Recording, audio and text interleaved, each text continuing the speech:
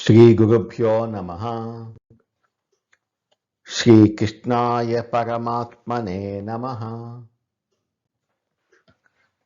భగవద్గీత తెలుసుకుందాం యూట్యూబ్ ఛానల్కు మిమ్మల్ని అందరినీ స్వాగతిస్తున్నాను. మరియు ఈ ఛానల్ను ఆదరిస్తున్నందుకు మీకు నా నమస్కారములు తెలియజేసుకుంటూ, ఆ కృష్ణ పరమాత్మ ఆశీస్సులు మీపై ఎల్లవేళ ఉండాలని కోరుకుంటూ, భగవద్గీత క్షేత్రజ్ఞ విభాగ యోగంలో ఈరోజు మనం 18, 19 శ్లోకాలను తెలుసుకుందాం.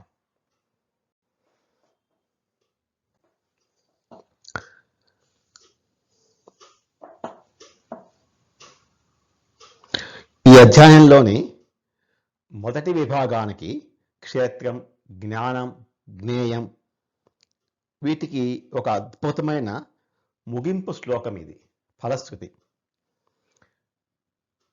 ఇప్పటి వరకు తాను చెప్పిన గంభీరమైన వేదాంతాన్ని అర్థం చేసుకుంటే భక్తుడికి దక్కే బహుమతి ఏమిటో శ్రీకృష్ణుడు ఇందులో స్పష్టం చేస్తున్నాడు. 18వ శ్లోకం. ఇతి క్షేత్రం తథా జ్ఞానం జ్ఞేయం చ ఉక్తం సమాసతః మద్భక్త ఏతద్ విజ్ఞాయ మద్భావాయోపపద్యతే. ఇతి క్షేత్రం తథా జ్ఞానం జ్ఞేయం చ ఉక్తం సమాసతః. 3 విషయాల, క్షేత్రము, జ్ఞానము, జ్ఞేయం, ఈ 3 విషయాల సారాంశము. క్షేత్రం అంటే శరీరం. ఈ అధ్యాయంలో 5, 6 శ్లోకాలలో చెప్పిన 24 తత్వాలు, పంచభూతాలు, మనస్సు, బుద్ధి, అహంకారం మరియు 7 వికారాలు, భావోద్వేగాలు కూడినటువంటి ఈ భౌతిక శరీరాన్ని క్షేత్రము అంటారు. జ్ఞానం 7వ శ్లోకం నుంచి 11వ శ్లోకం వరకు చెప్పిన అమానిత్వం, అహింస, ఓర్పు, భక్తి లాంటి 20 ఉన్నతమైన మానసిక సద్గుణాలు. జ్ఞేయం 12వ శ్లోకం నుంచి 17వ శ్లోకం వరకు చెప్పిన విశ్వమంతా వ్యాపించి ఉండి మనందరి హృదయాల్లో కొలువై ఉన్నటువంటి ఆ పరమాత్మ తత్వం. సమాసతః, ఈ 3 గురించి నేను చాలా క్లుప్తంగా, సులభంగా, సమగ్రంగా అర్థమయ్యేలా నీకు విభజించాను అంటున్నారు స్వామి. మద్భక్త ఏతద్ విజ్ఞాయ, నా భక్తుడు దీన్ని అర్థం చేసుకొని వేదాంతాన్ని లేదా ఆధ్యాత్మిక సత్యాలను అర్థం చేసుకోవాలంటే కేవలం తెలివితేటలు, పాండిత్యం ఉంటే సరిపోదు. దేవుని పట్ల అపారమైన ప్రేమ, శ్రద్ధ కలిగి ఉండాలి. భక్తి లేని అహంకారికి భగవద్గీత చదివినా అది కేవలం అక్షరాలుగానే మిగిలిపోతుంది. భగవంతుడిని పూర్తిగా నమ్మిన భక్తుడికే మద్భక్త, ఈ లోతైన సత్యం అనుభవంలోకి విజ్ఞాయ వస్తుందని చెప్తున్నారు స్వామి. మద్భావాయోపపద్యతే, నా స్వభావాన్ని పొందుతాడు. ఇది ఫలశ్రుతి. ఈ శరీరం వేరు, నాలో ఉన్న ఆత్మ వేరు, ఆ ఆత్మ సాక్షాత్తు పరమాత్మ స్వరూపమే అనే ఏకత్వాన్ని ఎవరైతే తెలుసుకుంటారో వారు తిరిగి జనన మరణ చక్రంలో పడరు, మోక్షాన్ని పొందుతారు. వారు మనిషి స్థాయి నుండి దైవస్థాయికి, మద్భావాయ అంటే భగవంతుని దివ్యమైన లక్షణాలను, ఆయన యొక్క భావాలను అంటే శాంతి, ప్రేమ, ఆనందం ఇక్కడే పొంది దేహత్యాగం తర్వాత ఆ దేవునిలో, మోక్షంలో శాశ్వతంగా లీనమైపోతారు అంటున్నారు. భౌతిక దేహం నుండి పరమాత్మను చేరుకునే వరకు ఉన్న ప్రయాణాన్ని స్వామి వివరిస్తూ, కేవలం గ్రంథాలు చదివితే కాదు, జ్ఞానంతో పాటు భక్తి కూడా కలిస్తేనే మనిషికి మోక్షం లభిస్తుంది అని చెప్తున్నారు. 18వ శ్లోకం. ఇతి క్షేత్రం తథా జ్ఞానం జ్ఞేయం చోక్తం సమాసతః మద్భక్త ఏతద్ విజ్ఞాయ మద్భావాయోపపద్యతే. ఓ అర్జున, ఈ విధంగా క్షేత్రము, శరీరము, జ్ఞానము అంటే తెలుసుకోవాల్సిన విధానాన్ని, మరియు జ్ఞేయము తెలుసుకోదగిన పరమాత్మను గురించి నేను నీకు సులభంగా క్లుప్తంగా వివరించాను. నా భక్తుడు ఈ సత్యాన్ని పూర్తిగా అర్థం చేసుకొని నా దివ్య స్వభావాన్ని, దైవత్వాన్ని, మోక్షాన్ని పొందుతాడు అంటున్నారు శ్రీకృష్ణ పరమాత్మ. తర్వాత 19వ శ్లోకంలో ప్రకృతి, ఇంతవరకు 18వ శ్లోకం వరకు ఒక ప్రకరణము అంటారు, 19 నుంచి ఇంకొక ప్రకరణము అంటారు. దీంట్లో ప్రకృతి, పురుషుడు, ఈ సృష్టి ఎలా నడుస్తోంది, మనకు కష్టసుఖాలు ఎందుకు వస్తున్నాయి అనే దానికి ఈ 19వ శ్లోకం నుంచి చెప్తున్నారు. 19వ శ్లోకం. ప్రకృతిం పురుషం చైవ విద్యనాది ఉభావపి వికారాంశ్చ గుణాంశ్చైవ విద్ధి ప్రకృతి సంభవాన్. ప్రకృతిం పురుషం చైవ, ప్రకృతి మరియు పురుషుడు. ప్రకృతి అంటే జడమైనది, మన భౌతిక శరీరము, మనస్సు, బుద్ధి, అహంకారము, ఈ కంటికి కనిపించే విశ్వం అంతా ప్రకృతి కిందికి వస్తుంది. దీన్నే ఇంతకుముందు క్షేత్రము అన్నారు. పురుషుడు, ఈ పురుషుడు గురించి నేను కొంచెం వివరిద్దాము అనుకుంటున్నాను. ఎందుకంటే పురుషుడు అంటే పురంలో ఉన్నవాడు, పట్టణంలో ఉన్నవాడు, ఈ శరీరంలో ఉన్నవాడు. కొంతమంది ఏమనుకుంటారంటే శరీరంలో ఉన్నది జీవాత్మ, పరమాత్మ దీనికి విడిగా ఒక సుప్రీం సోల్ లాగా ఉంటాడు. సో జీవాత్మ వేరు, పరమాత్మ వేరు అనుకుంటారు. కాబట్టి ఈ పురుషుడు గురించి కొంచెం వివరంగా చెప్తాను. పురుషుడు అంటే పురమునందు ఉన్నవాడు, సర్వక్షేత్రాలలో ఉన్నవాడు నేనే అంటున్నారు స్వామి. అన్ని క్షేత్రాలలో ఆయనే ఉన్నప్పుడు పురుషుడు ఎవరు? పరమాత్మే పురుషుడు. కానీ ఇక్కడ అంటే ఈ 19వ శ్లోకం నుంచి వచ్చేటువంటి శ్లోకాలలో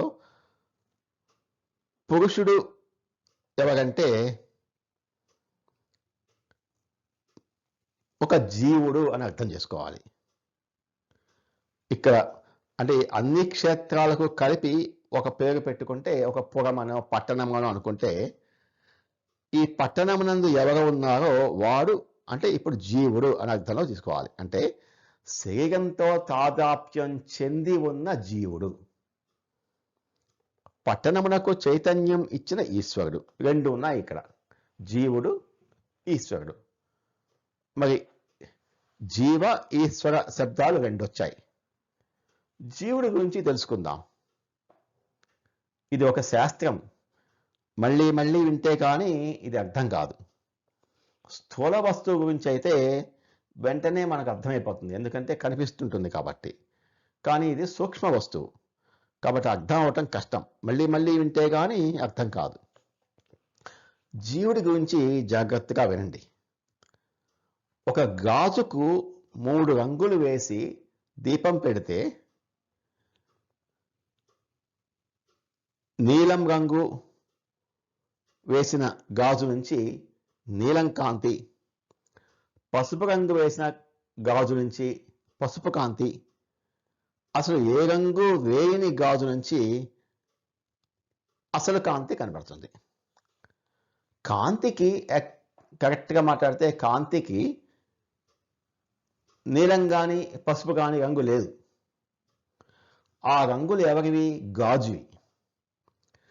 ఈ కాంతి గాజుతో తాదాప్యం చెంది ఆ రంగు కాంతులను ఇస్తోంది. సత్వ రజ తమో గుణాలు అంతఃకరణ ధర్మాలు.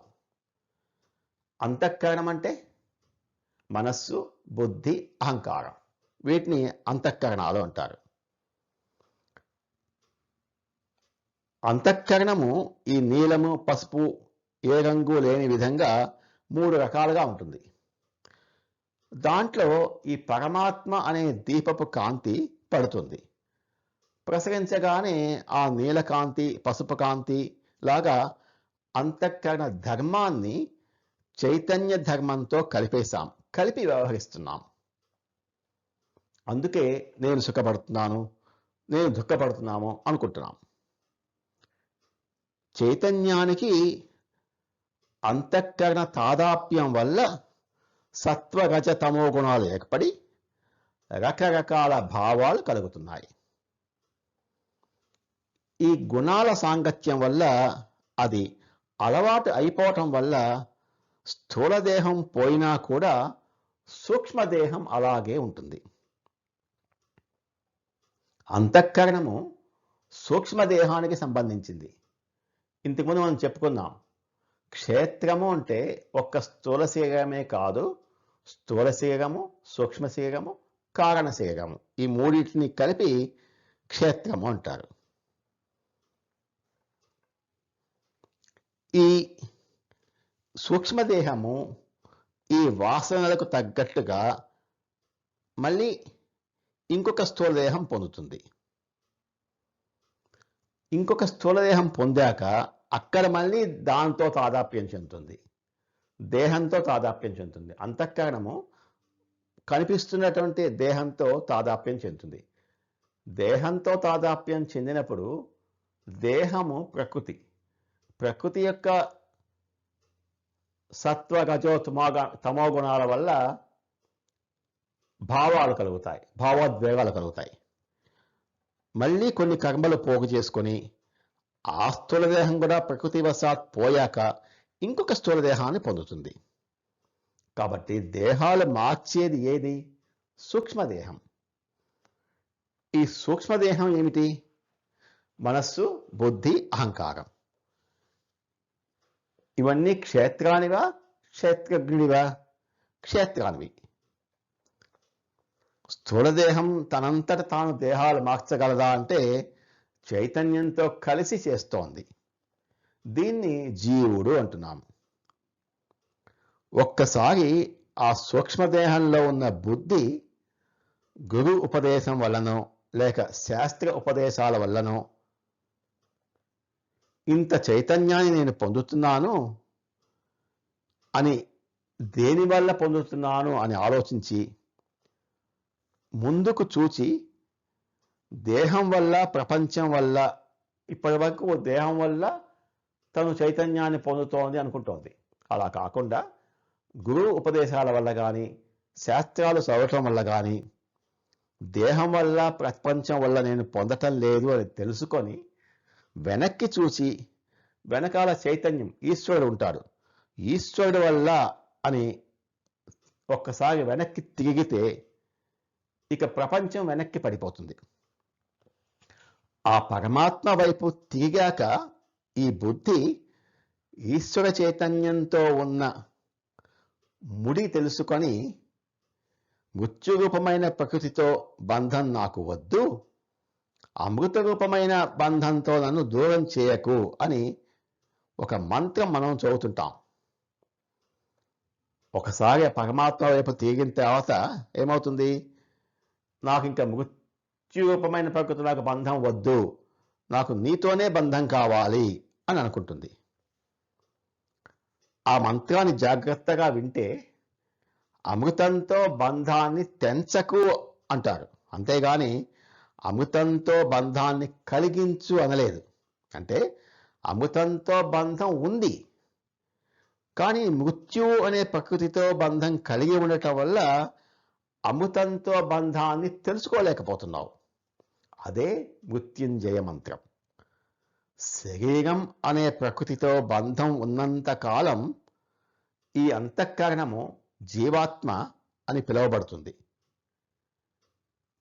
ఈ బుద్ధిని, అంతఃకరణాన్ని, బుద్ధి, మనస్సు, అహంకారం ఏదైతే సూక్ష్మ శరీరం ఉందో దాన్ని జీవాత్మ అని పిలుస్తాం. అంటే శరీరంతో తాదాప్యం చెందటం వల్ల దాన్ని జీవాత్మ అని పిలువబడుతుంది. ఈ చైతన్యంతో ఉన్న బంధం తెలుసుకొని అనుభవం చెందితే ఈ అంతఃకరణము పరమాత్మ అయిపోతుంది. ఒక్కసారి చైతన్యంతో బంధం తీసుకుంటే పరమాత్మ యొక్క భావాలు కలుగుతాయి. అంతే, ఉండేది రెండే, క్షేత్రము, క్షేత్రజ్ఞుడు. అంతఃకరణం కూడా క్షేత్రం కిందకే వస్తుంది. సూక్ష్మ శరీరం చైతన్యంతో కలిసి ప్రకృతితో తాదాప్యం చెందకపోతే పరమాత్మ యొక్క భావాలు గుణాలు కలుగుతాయి.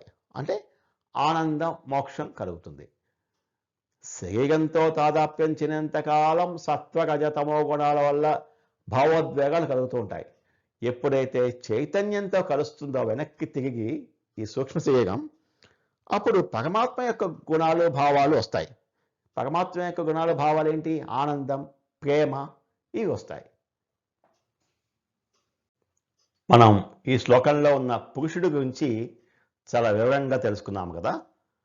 ఇప్పటి నుంచి ఇది అయిపోయేంత వరకు పురుషం అంటే అంతఃకరణము, జీవాత్మ అని తెలుసుకుందాం. ప్రకృతిం పురుషం చైవ అంటే ప్రకృతి మరియు పురుషుడు విద్యనాది ఉభావపి, ఈ రెండు అనాది నుంచి ఉన్నవే. వీటికి కూడా పుట్టుకలు అనేవి లేవు. ఆ దేవుడు ఎలా అయితే ఎప్పటి నుంచో ఉన్నాడో, ఆయన శక్తులు అయినటువంటి ప్రకృతి, ఈ జీవాత్మలు కూడా, ఈ సూక్ష్మ శరీరాలు కూడా ఎప్పటి నుంచో కాలానికి అతీతంగా ఉన్నాయి. వికారాంశ్చ గుణాంశ్చైవ విద్ధి ప్రకృతి సంభవాన్. మార్పులు, గుణాలు అన్నీ కూడా ప్రకృతికి సంబంధించినవే. ఈ శరీరానికి వచ్చేటువంటి ముసలితనం కానీ, రోగాలు కానీ, కోపం కానీ, ఆకలి, సంతోషం, దుఃఖం, ఇవన్నీ కూడా ప్రకృతి యొక్క సత్వ, రజో, తమో గుణాల నుంచి వచ్చేటటివి. లోపల ఉన్నటువంటి పురుషుడికి ఈ గుణాలతో కానీ, మార్పులతో కానీ ఎలాంటి సంబంధము లేదు అంటున్నారు పరమాత్మ. అంటే ఓ అర్జున, ప్రకృతి అంటే భౌతిక శక్తి లేదా మాయ, మరియు పురుషుడు అంటే జీవాత్మ, జీవుడు, ఈ రెండు అనాది అయినవి అని తెలుసుకో. అలాగే దేహంలో, మనసులో కలిగే అన్ని రకాల మార్పులు, వికారాలు, భావాలు మరియు త్రిగుణాలు, సత్వరాజో తమో గుణాలు అన్నీ కూడా ఈ ప్రకృతి నుండే పుడుతున్నాయి అని గ్రహించు అంటున్నారు శ్రీకృష్ణ పరమాత్మ. నమో భగవతే వాసుదేవాయ. ఏతత్ ఫలం శ్రీకృష్ణార్పణమస్తు. స్వస్తి. ఈ వీడియోని చూసినందుకు మీకు ధన్యవాదాలు. మరిన్ని వీడియోల కోసం భగవద్గీత తెలుసుకుందాం ఛానల్ను సబ్స్క్రైబ్ చేసుకోండి.